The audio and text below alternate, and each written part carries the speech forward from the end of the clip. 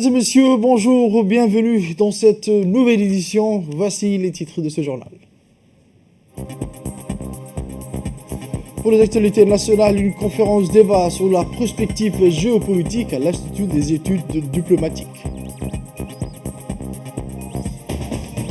Et sur la scène internationale, le sommet entre l'Union européenne et l'Union africaine s'ouvre demain.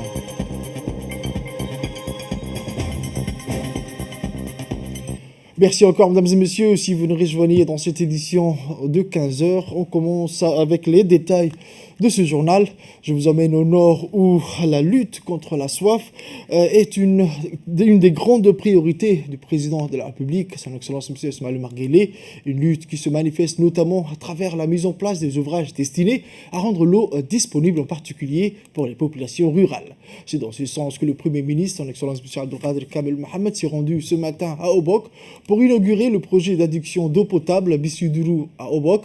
Le Premier ministre, accompagné d'une importante délégation, notamment ministérielle, a été accueilli sur le site de la cérémonie à Fantahirou, près du chef-lieu, par les autorités régionales, dont le préfet de la région, Abdelmalik Mohamed Bonoïta, le président du conseil régional, M. Mohamed Ahmed, des parlementaires, ainsi qu'une immense foule aubokois et aubokoises. Une délégation du Fonds saoudien pour le développement partenaire dans ce grand projet, conduite par Sultan Abdelrahman Ben Mourchid, président exécutif, a également fait le déplacement. À noter la présence également du conseiller du président aux investissements, Fahmi Ahmed.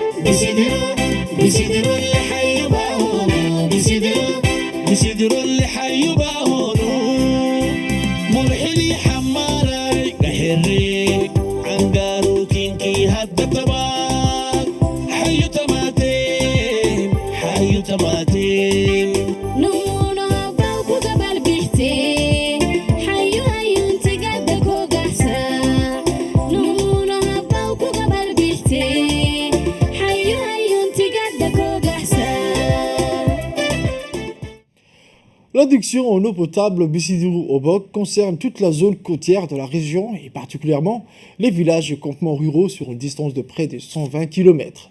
Ces localités sont notamment Bissidurou où est installée les stations de pompage, Melhulé, Hamar, Rassian, Korangar, Gahere, Godoria et enfin la ville d'Obok.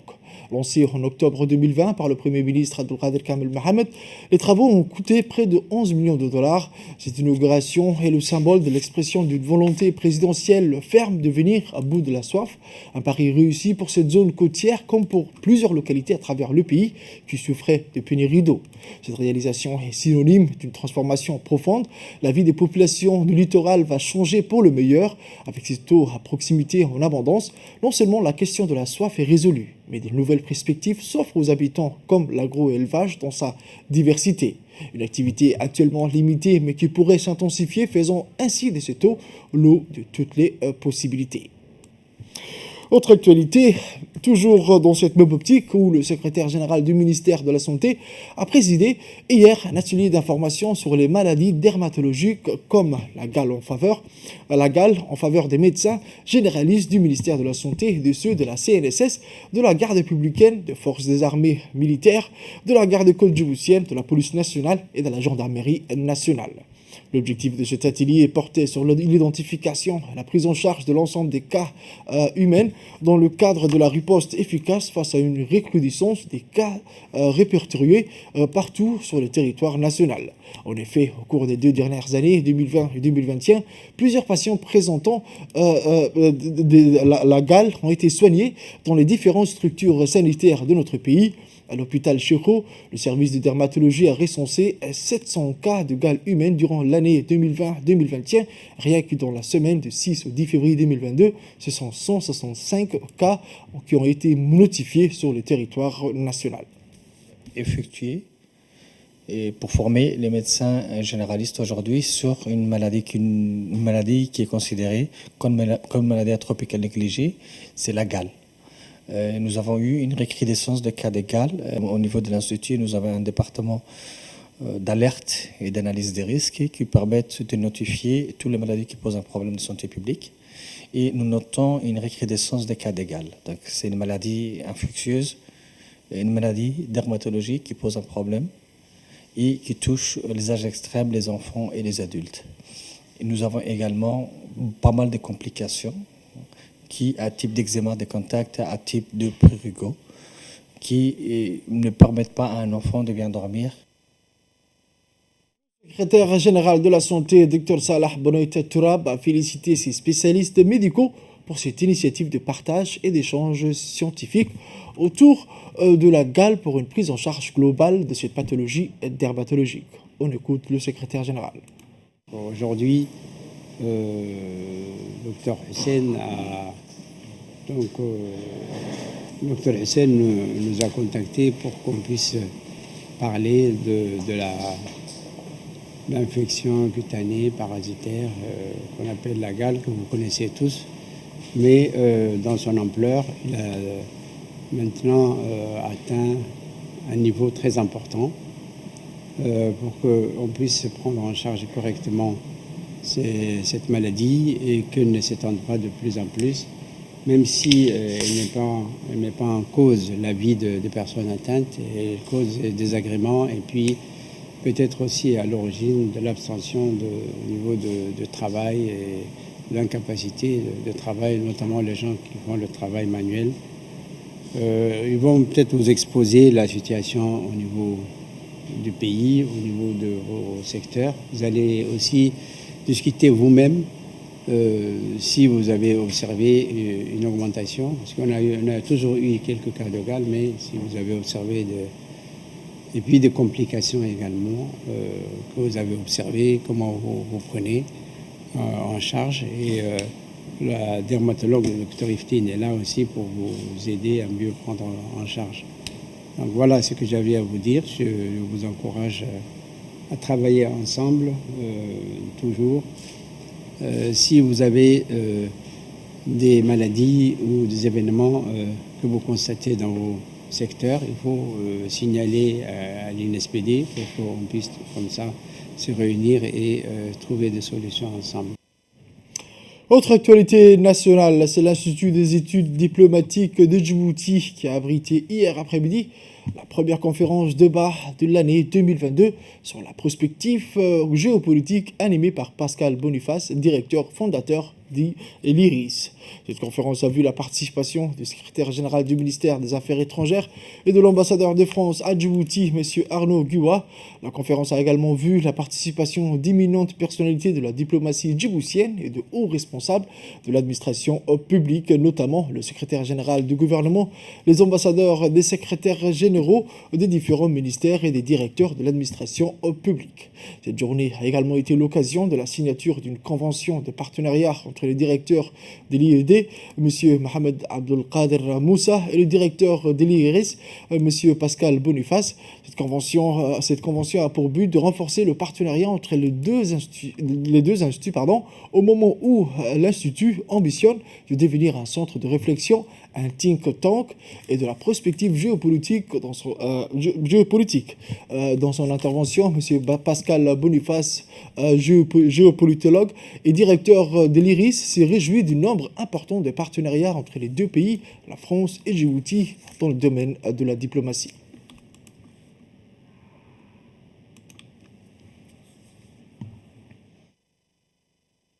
Entre un institut africain, un institut français, et je pense que c'est la bonne démarche à suivre, et les perspectives sont nombreuses, effectivement, de pousser la coopération. Nous avons créé la semaine dernière un institut, un observatoire sur l'Indo-Pacifique. Très certainement, les échanges entre la France et Djibouti seraient fructueux sur ce sujet-là. Vous avez cité vous-même, Monsieur le Secrétaire général, les questions de l'environnement. Nous avons un observatoire sur les questions sécuritaires liées à l'environnement. Et là aussi, effectivement, les coopérations, les échanges peuvent être fructueux. Et je pense que la liste est très ouverte. Et effectivement, Et c'est dans le temps, dans la durée, que se construit cela. Cela fait maintenant 4 ans que nous coopérons, que nous les connaissons de mieux en mieux. Et j'ajouterais que nous sommes également à la fois très heureux et très fiers de voir que tous les auditeurs qui suivent cette formation, qui est une formation exigeante, qui est une formation qui n'est en rien une formation au rabais, qui demande un travail et un investissement extrêmement grand de la part de ceux qui le suivent, eh bien, les auditeurs et auditrices, puisqu'il y a aussi bien des femmes que des hommes qui suivent Djibouti, vont jusqu'au bout, remplissent tout à fait les critères, vont jusqu'au bout de la démarche et font un travail d'autant plus remarquable. Le directeur de l'Institut des études diplomatiques, M. Mohamed Abdelkader Moussa, a d'emblée souhaité la bienvenue à Pascal Boniface, le directeur et fondateur, et lui a remercié d'avoir fait le déplacement pour animer cette conférence sur la prospective géopolitique. On écoute. C'est un immense plaisir pour moi aujourd'hui d'assister cet après-midi à cette première conférence débat de l'année sur la prospective géopolitique organisée par l'UED, IRIS, en partenariat avec l'ambassade de France. D'où l'intérêt de renforcer la coopération entre les pays du monde qui partagent les mêmes valeurs universelles, à savoir la paix, la sécurité, le droit de l'homme, le développement socio-économique pour la lutte contre les défis mondiaux. Dans cette perspective, l'UED et IRIS, appuyés par l'ambassade de France depuis 2 ans, a mis en place un programme qui permet de mobiliser des conférenciers de l'IRIS, outre la mise en place d'une formation de niveau Bac+5 en analyse des stratégies internationales. Une première à Djibouti qui offre des avantages multiples, notamment des perspectives de carrière intéressantes avec des profils à l'international et des possibilités d'insertion professionnelle dans les organisations régionales, voire internationales. Ce programme concourt ainsi à l'objectif de renforcement du capital humain hautement important à notre gouvernement en exergue avec la vision 2035. Le secrétaire général du ministère des Affaires étrangères et de la coopération internationale, M. Mohamed Ali Hassan, a quant à lui s'est réjoui du partenariat entre IRIS et IED. Il a souligné que ce partenariat offrira beaucoup d'avantages dans les organisations régionales et internationales. Un domaine de coopération entre votre institution et la nôtre, qui est une jeune institution, comme vous le savez, mais qui, depuis quelques années, quand même, a bien pris ses marques et a quand même passé un certain nombre d'étapes cruciales avec cette assistance qui est très précieuse pour nous à travers l'ambassade de France et le conseiller culturel qui est toujours aux côtés de notre institut pour pouvoir développer un certain nombre d'activités. Et je crois qu'aussi, on a quand même réussi en quelques années à vraiment attirer beaucoup d'attention, pas seulement de l'intérieur, c'est-à-dire de beaucoup de hauts fonctionnaires. Tu as bien fait de le mentionner, monsieur l'ambassadeur, que ce sont des hauts responsables qui participent à ces formations-là. Et en plus, c'est une formation qui permet de disposer de cette flexibilité dans le temps qu'on a géré, mais également dans la fonction de chacun de ces fonctionnaires qui participent. Et donc, je ne peux qu'encourager encore l'Institut à poursuivre ce travail-là avec le concours précieux de l'ambassade de France. Mais nous sommes également totalement disposés, comme je l'avais eu l'occasion de vous en toucher un mot lors de notre rencontre, de travailler sur des perspectives de collaboration. Ce qui nous intéresserait, c'est d'aller un peu au-delà maintenant de la formation, mais travailler sur le domaine de la recherche, de la perspective, des analyses, et de pouvoir, dans un délai qui pourrait être raisonnable, doter notre ministère d'une institution qui pourrait être une institution dédiée totalement à la recherche, à l'analyse, à la perspective. À présent, une visite des élèves de la nativité de CM1 à l'Assemblée nationale. À leur arrivée, ils ont été accueillis par le secrétaire général de l'Assemblée nationale et le personnel de l'Assemblée nationale au cours de leur visite. Les élèves des CM1 ont pu visiter l'hémicycle. Les personnels de l'Assemblée nationale ont fourni certaines informations de la composition et du nombre des parlementaires qui siègent à l'Assemblée nationale. Ils ont été également fournis quelques rappels historiques de la création et de la mise en place de l'Assemblée l'Assemblée nationale. Les élèves ont été émus de visiter cet hémicycle et ils se sont tous pressés au micro de notre confrère Hamza Mohamed pour raconter ce qu'ils ont appris et qui leur ont marqué.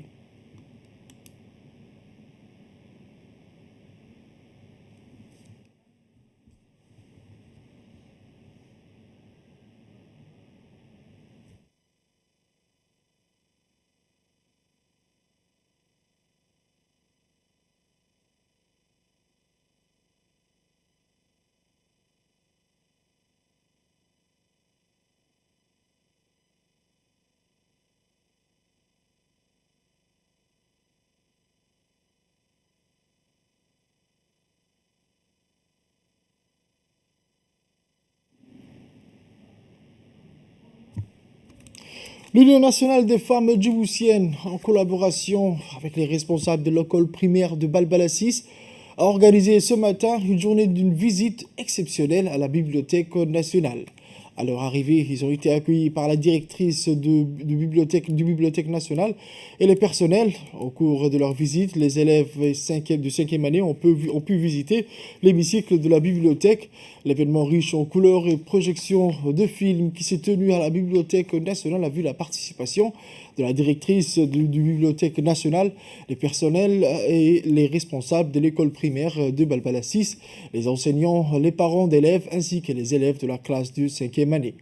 L'objectif de cette journée était de montrer les différentes salles de la bibliothèque nationale, mais aussi le fait que cette bibliothèque joue un rôle crucial pour véhiculer la mémoire collective de la nation djiboutienne. Enfin, cette cérémonie s'inscrit dans le cadre de renforcement du niveau de la lecture pour les élèves de l'école primaire.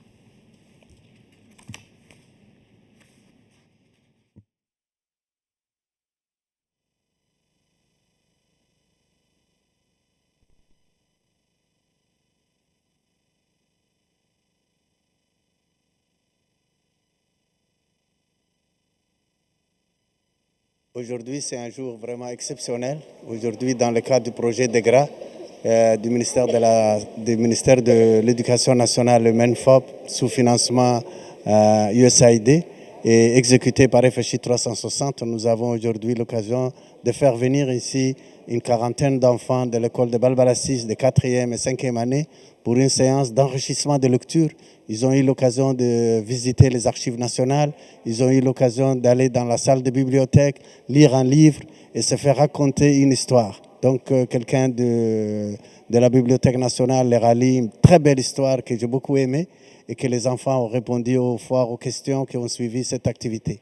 Donc c'est une journée vraiment exceptionnelle et nous ouvrons la porte à d'autres écoles dont nous interpellons les parents d'élèves qui sont présents ici, qui ont co-organisé avec l'Union nationale des femmes djiboutiennes cette activité mémorable.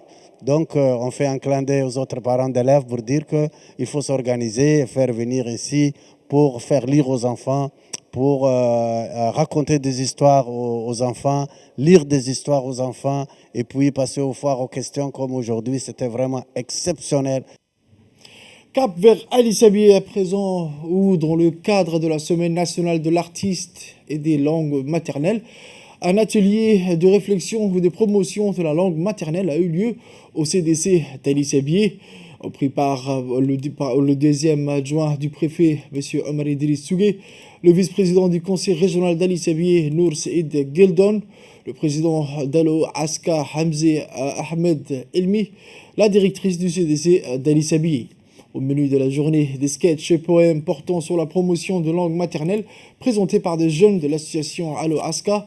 L'objectif de la Semaine nationale de l'artiste et de langue maternelle initiée par le ministère de la Jeunesse et de la Culture est de mettre conjointement à l'honneur l'artiste et la langue maternelle traduisent évidemment une volonté d'illustrer l'indissociabilité de l'un à l'autre, l'occasion de revaloriser le travail de l'artiste dans la promotion et la préservation linguistique.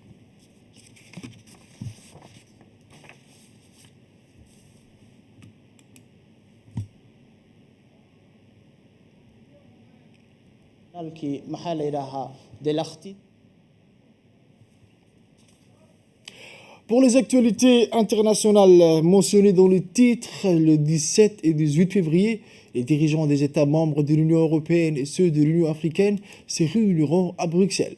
La question sécuritaire sera un enjeu primordial du sommet entre l'Union européenne et l'Union africaine, mais d'autres enjeux seront également abordés par les dirigeants africains et européens. Au terme de ce sommet, les participants devraient adopter une déclaration conjointe pour une vision commune de la collaboration entre les deux continents d'ici 2030. Investissement, santé, climat. Au total, pas moins de 7 thèmes seront discutés lors de ce sommet autour de cette table ronde.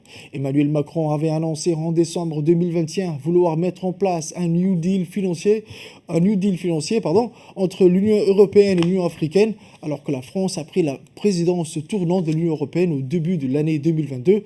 Le président français avait affirmé sa volonté de réviser complètement la relation entre l'Union africaine et l'Union européenne. C'est la fin de cette édition, mesdames et messieurs. Merci à vous de l'avoir suivi et restez avec nous pour la suite du programme.